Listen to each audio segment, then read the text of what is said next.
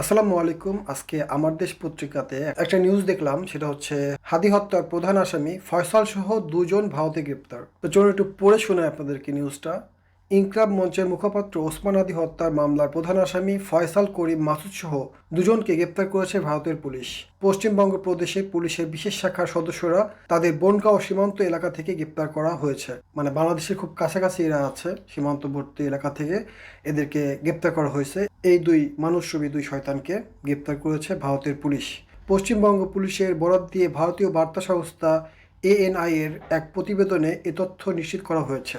প্রতিবেদনে বলা হয়েছে, বাংলাদেশে ওসমান হাদি খুনের ঘটনায় পশ্চিমবঙ্গ থেকে গ্রেপ্তার দুই অভিযুক্ত নাম রুহুল ওরফে ফয়সাল করিম মাসুদ এবং আলমগীর হোসেন। তো যাই হোক, ওসমান হাদিকে যে ধরা হয়েছে ভারতের সীমান্তবর্তী এলাকায়, তাদের বিশেষ টাস্ক ফোর্স গ্রেপ্তার করেছে, এটা একটা সুসংবাদ।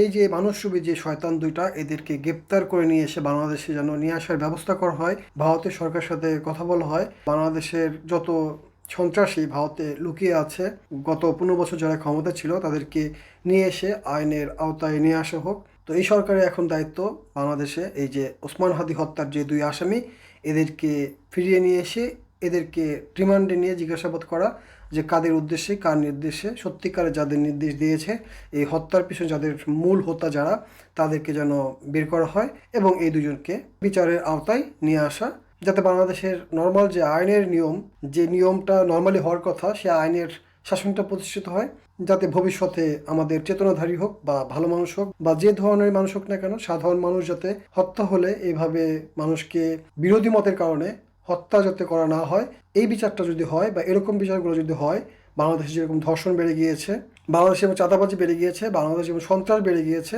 এইগুলো যদি বিচার করা হয় তাহলে বাংলাদেশে আস্তে আস্তে ওভারকাম করবে, রিকভারি করবে। বাংলাদেশে এই ধরনের শক্তির আধিপত্যবাদ ঘটবে না যদি তাদেরকে লালন পালন না করা হয় নিজের দলের স্বার্থে, নিজের এলাকায় আধিপত্য বিস্তারের জন্য, নিজের এলাকায় চাঁদাবাজি করার জন্য। বাংলাদেশে যে বর্তমান রাজনীতি, সেটা নিয়ে কিছু কথা পত্রিকা থেকে আপনাদেরকে পড়ে শোনাচ্ছি। আক্তার হোসেন বলেছে, এনসিপি পার্টির জনগণের সঙ্গে চতুরি করলে আওয়ামী লীগের মতোই পরিণত হবে। এটা তো জনসাধারণ সবাই বুঝে এবং যারা এগুলো করতেছে তারাও বুঝে, কারণ তারাও একসময় নিপীড়নের শিকার হয়েছিল। ইভেন আপনারা দেখতেছেন যে আপা পালাই গেছে, আপাও কিন্তু বেশি বাড়াবাড়ি না করলে বা জনগণের কথা শুনে চললে স্বৈরাচার হলেও টিকে থাকতে পারতো। যেহেতু খুবই খারাপ পর্যায়ে চলে গিয়েছিল সীমানার শেষ প্রান্তে, এই জন্য তাকে নিজেরই সীমানার শেষ প্রান্তে চলে যেতে হয়েছে। তার পক্ষে আর বাংলাদেশে থাকা সম্ভব হয়নি। তো বাংলাদেশে জুলাই আন্দোলনের মাধ্যমে যে সরকার আসছে, যারা আমরা বিদেশে ছিলাম তারা বাংলাদেশে যে এখন সরকার গঠন করতে পারছি, বা যত মামলা ছিল সব ডক্টর মোহাম্মদ ইউনূসের সরকারের সময় সব মানে ফিনিশ হয়ে গেছে। যেরকম আজকে পত্রিকা দেখলাম যে নাসিরউদ্দিন পাটোয়ারির বিরুদ্ধে মির্জা আব্বাসের আইনজীবী বা মির্জা আব্বাসের পক্ষ থেকে মামলা করা হয়েছে। সেই মামলা কেন করা হয়েছে? কারণ ওই যে নির্বাচনের সময় যে কারচুপি করে নির্বাচিত হয়েছে, মির্জা আব্বাসের ওয়াইফ ভোট কেন্দ্রে যায় ভোট গণনা করতেছে, এরকম এরকম করতেছিল, মানে ভোট কয়েকটা পড়ে আছে কিনা আশপাশে দেখার জন্য বিভিন্ন অনিয়ম নিয়ে নাসিরউদ্দিন পাটোয়ারি কথা বলছে। এই জন্য তার বিরুদ্ধে এখন মানে সময় আসছে, ক্ষমতায় আছি। আওয়ামী লীগের সময় যেরকম বিএনপির বিরুদ্ধে মামলা হয়েছে, সত্যি মামলা মিথ্যা মামলা, কিন্তু সব তো এখন ফিনিশ হয়ে গেছে। তো এই ধরনের রাজনৈতিক মামলা, আবার যে ব্যবসা, চিরাচরিত ব্যবসা আমাদের, আওয়ামী লীগ ক্ষমতা আসলে বিএনপিকে জড়ায়, জামাতকে জড়ায়। এবার একটু ভিন্নতা আসছে, সেটা হচ্ছে বিএনপি ক্ষমতা আসছে, জামাতকেই পেঁচাইতেছে বা এনসিপিকে পেঁচাইতেছে। যেহেতু আওয়ামী লীগকে ফুলের মালা পরাতে চায় তারা, ফুলের মালায় পরাবে তাদেরকে এবং আপাকে আসার ব্যবস্থা করতেছে, মানে অন্য কোনো ওয়েতে আপা না আসুক, আপার আশপাশে মানুষজন আসবে, তারপরে আমরা মিলেমিশে ভাগ বটরে খাবো, দুই চেতনা একসাথে থাকবো। এই যে দেখেন না, বর্তমান যে উপদেষ্টারা আছে, কি নাম ওই যে এক মহিলা, তারপর আর এক উপদেষ্টা বলছে যে আমরা মেইন স্ট্রিমকে ক্ষমতায় আনছি, জামাতে ইসলামের মতন ভারতদলকে ক্ষমতা আনি নাই।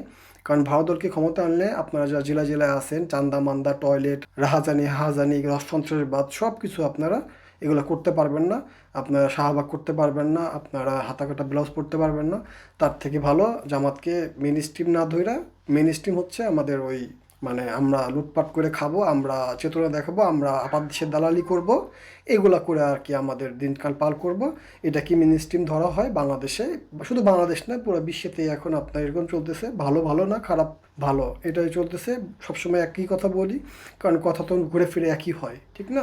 তবে জামাত ইসলামের নেতা মিয়া গোলাম পরোয়ার বলেছেন, জুলাই সনদ ও গণভোটে অবৈধ ঘোষণার চেষ্টা করা হয়েছে বা হচ্ছে, এরকম বলছে। কারণ হচ্ছে বাংলাদেশে আমরা এখন নির্বাচন হয়ে যাওয়ার পরে এটা কাহিনী তলে তলে অনেক আগের থেকে হয়েছে, এখন জানতে পারতেছি বাংলাদেশে ভোট কারচুপি হয়েছে। কে বলছে 205টা, কে বলছে 167-62টা আপনার জামাত ইসলাম আসন পেয়েছে, কিন্তু তাদেরকে ঘোরায় ফেরায় 100টা মাইনাস প্লাস করে দিয়ে তাদেরকে অন্তত বিরোধী দলে দিয়ে পাঠাইছে মেইন স্ট্রিমকে ক্ষমতা দেখার জন্য। তার মানে বুঝছেন, বাংলাদেশে আমাদের চেতনা যদি ঠিক রাখতে হয়, মেইন স্ট্রিমকে যদি রাখতে হয়, তাহলে আমাদের দুর্নীতি অবৈধ কাজ করতে হয়। তার মানে অবস্থা দেখছেন, বাংলাদেশের মানুষ চাইতেছে এদেরকে, এই শাহবাগীদের চেতনাধারীদেরকে, এই যে মিনার কাটমের রাজুদেরকে, এই যে বিরানি আলমদেরকে, যারা দাড়ি টুপিতে চুলকায়, যাদের সমস্যা আছে, নাম দেখে মনে হবে যে আমাদের মতনই মানুষ, কিন্তু আসলে ওরা ওইসব কিছু বিশ্বাস করে না। এই ধরনের মানুষকে নিয়ে দল গঠন করে, এই ধরনের মানুষকে নিয়ে আমরা মেনস্ট্রিম হতে চাই, কিন্তু যারা দুর্নীতির বিরুদ্ধে কাজ করবে, বাংলাদেশের পক্ষে কাজ করবে, তাদেরকে ক্ষমতায় আনা যাবে না। যারা বাংলাদেশে চাঁদাবাজি, টয়লেট থেকে চাঁদাবাজি করবে, বাংলাদেশের জন্মের শুরু থেকেই আমরা বড় বড় গলাবাজি করি, গলাবাজি শুনছি না অনেক, ওই যে অনেক গলাবাজি শুনছি না আমরা, এমক করবো, কম্বল পালা মেয়েকাটা, আমার কম্বলটা কই, বিভিন্ন কথাবার্তা শুনছি না। অনেকে অনেক জ্বালাময়ী বক্তব্য দেয়, কিন্তু ওই বক্তব্য শেষে এসে আবার বিরোধী দলে ফোন দেয়, ভাই কিছু মনে করেন না, কিন্তু আমি কিন্তু বলছি, আপনারা তো বুঝেনি, দলের নেতাকর্মীদের যদি ঠিকঠাক রাখতে হয়, একটু যদি আপনাদের বিরুদ্ধে না বলি, তাহলে তো ওরা আমাদের দলের লোকজন বাড়বে না বা বুঝবে না আমরা চেতনাধারী, আমরা চেতনার মানুষ। তো এই জন্য আপনারাও চেতনার মানুষ, আমরা তলে তলে ঠিক থাকবো, ওরা মাঝখান দিয়ে রাস্তাঘাটে আন্দোলন করে মরবে, আর আমরা ব্যবসা বাণিজ্য সেটেল করে খুব সুন্দরভাবে আরামায়েশে থাকবো। আপনি ক্ষমতায় থাকলে ভাগ পাবেন, আমি ক্ষমতা থাকলে আপনি ভাগ পাবেন, এইভাবেই চলাই যাব। খবরদার কখনো বাংলাদেশে, মানে যারা বাংলাদেশের পক্ষে, এই যে টেম্পো স্ট্যান্ড বলেন, টয়লেট বলেন, বা সর্বোচ্চ পর্যায়ে দুর্নীতি বলেন, বা সন্ত্রাস, চাঁদাবাজি, ধর্ষণ, এগুলো যারা কমিয়ে ফেলতে চায়, নিঃশেষ করতে চায়, তাদেরকে কিন্তু ক্ষমতায় আনতে দেওয়া যাবে না। কেন যাবে না? কারণ এরা হচ্ছে মেইন স্ট্রিমের বাইরে। মেইন স্ট্রিম বলতে আমরা এগুলোর পক্ষে থাকব, কিন্তু চেতনার কথা বলবো, এবং এরম ভাব ধরবো যে আমরাই বাংলাদেশের সর্বসেরা, আমরা ছাড়া চলার কোনো উপায় নাই। আপা যেরকম ভাবতো আমরা এখন ভাববো, যেহেতু আপা নাই, এখন আমরা ছাড়া উপায় নাই।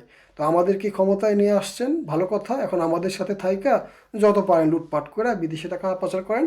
আমাদের একটা দেশ পাইছি, দেশ চাইলে ভাঙ্গা ভুঙ্গা একবার চুইসা খাইয়া শেষ করে দিব, কিন্তু চেতনার কথা বলবো, কিন্তু অনেক সুন্দর সুন্দর কথা বলবো, কিন্তু জনগণকে বলবো আমরা বাংলাদেশকে ভালোবাসি, বাংলাদেশে অনেক করছি, তমক করছি, আমরা রিজার্ভকে এত করে ফেলছি, বাংলাদেশে এখন কোনো টাকা পয়সা নাই, একেবারে ভঙ্গুর অবস্থা, আপা শেষ করে দিয়ে গেছে, ডক্টর মোহাম্মদ ইউনূস শেষ করে দিয়ে গেছে। এরা ক্ষমতায় সেই কথা বলতেছে, কথার কথা, নেক্সট টাইম যারা ক্ষমতায় আসবে তারা সেম কথা বলবে যে ওই যারা ক্ষমতায় ছিল তারা শেষ করে দিয়ে গেছে।